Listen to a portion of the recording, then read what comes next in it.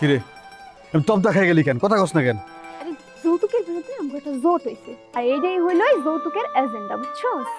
এখানে যে 3 লাখ টাকা লেখা আছে না তোর লাগে কিন্তু 1 লাখ টাকা ছাড় আছে মাত্র 2 লাখ। কিসে কৌতুকের মানে কি যে সুবর্ণ সুযোগ লেকচারি এখন 3 লাখ টাকায় নাই 3 লাখ টাকায় কারিনাও 3 লাখ টাকায় কি এর মানে কি? দাদা আমিও তো করতে পারলাম না, আগে ছিল 5 লাখ এখন হলো 3 লাখ।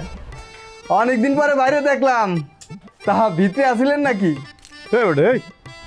উল্টা পাল্টা কথাবার্তা কসকা আমারই কি তোকে চললাম মনে হয় তার ভিতরে থাকুম? আমি কি ভিতরে থাকার পাবলিক? না দাদা রাগ হইও না, হইছে কি যে অনেকদিন পরে দেখছে তো ওই জন্য হয়তো মুখ পরিষ্কার করে হালাইছে। বুঝছি। তা ওই তিনটার খবর কি? তোকে সিরিয়াস ভাই জইল্লা খয়রাতি খবর কি এগুলার? আরে এরা তো কামে গেছে। কামে গেছে মানে? এই যে দেখেন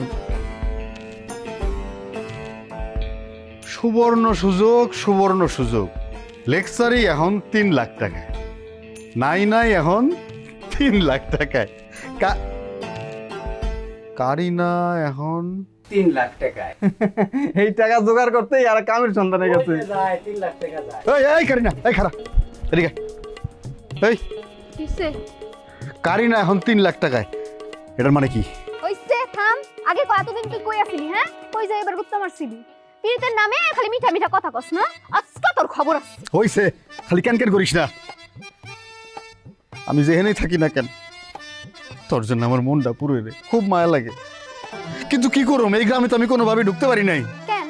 ওই 3 জন তোর ভাই সিরিয়াস আর খয়রাতি ওই 3 জনের কারণে কোনোভাবে আমি এই গ্রামে ঢুকতে পারি কেন না। ওরা কি করছে?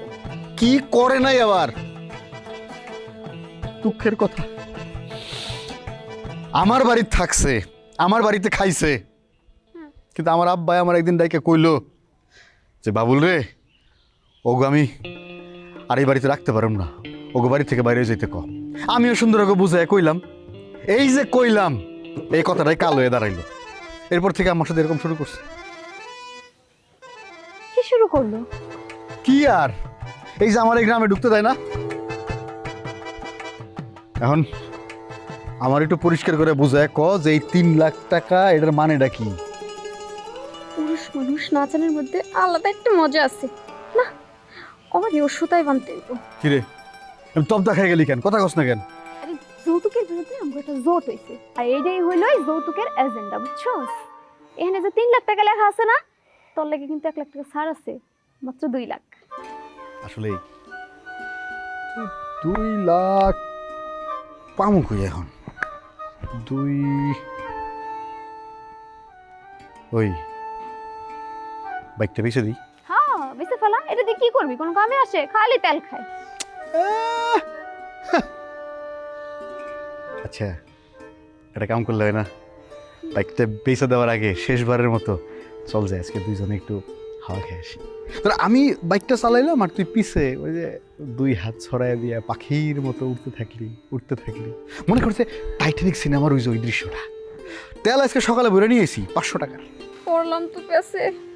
হ্যাঁ যাওনি যাই, কিন্তু এখান থেকে তো সাজাবো না, ওরা কি কইব? তুই সামনে রাস্তায় যা, আমি আইতাছি।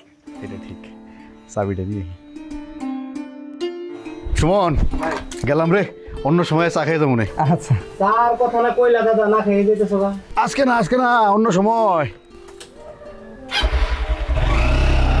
হয়তো ওই যে জরুরি কোনো কাজ করছে এই জন্য গেছে গিয়া। ওই জন্য তো মনে হয়। হ্যাঁ ও মা, জরুরি কাজ কি পিছনে যাইতেছে দাদা?